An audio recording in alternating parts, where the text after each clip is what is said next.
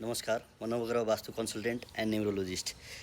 अहिले न्युरोलोजी एकदमै चर्चित छ, धेरै चर्चामा छ, प्रयोगमा छ। हामी हरेक व्यक्तिले युट्युबमा भिडियोहरू, टिकटकमा एकदम व्यापक रूपमा यो न्युरोलोजीको बारेमा हेरिरहेका छौँ। यसको के बेनिफिट छ भने न्युरोलोजीले चाहिँ हाम्रो मूलाङ्क भनेको स्वभावको आधारमा र पर्सनालिटी भनेको पेसा,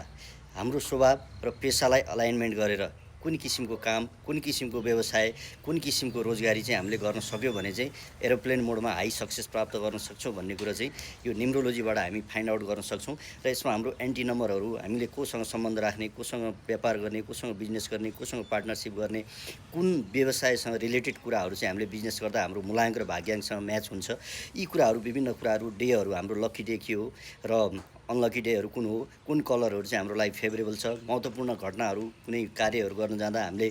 कुन ग्रहलाई चाहिँ आफ्नो बलियो बनाएर आफ्नो मूलाङ्क र भाग्याङ्कलाई स्ट्रङ बनाएर चाहिँ काम गर्न गयो भने त्यो कुराहरू सफल हुन्छ भन्ने कुरा चाहिँ न्युरोलोजीबाट एकदम सर्ट तरिकाले, चाँडोभन्दा चाँडो यसको रिजल्ट आउने र सर्टकट रेमेडिजहरू एकदम राम्रो सजिलो तरिकाले कम लागतमा विभिन्न किसिमका कलरहरूको आधारमा, विभिन्न बारको आधारमा ग्रहहरूको चाहिँ मन्त्रहरू, तन्त्रहरू, जपहरू, यी कुराहरूबाट चाहिँ हामीले त्यसको बेनिफिट लिन सक्ने हुनाले हाल आएर न्युरोलोजी एकदम व्यापक चर्चामा रहेको छ। हजुरले पनि आफ्नो मूलाङ्क र भाग्याङ्कहरूलाई एनालाइसिस गर्नुहोस्, देखाउनुहोस् र हामी के को लागि बनेको, मेरो स्वभाव के छ, राइट माइन्ड राइट प्लेस,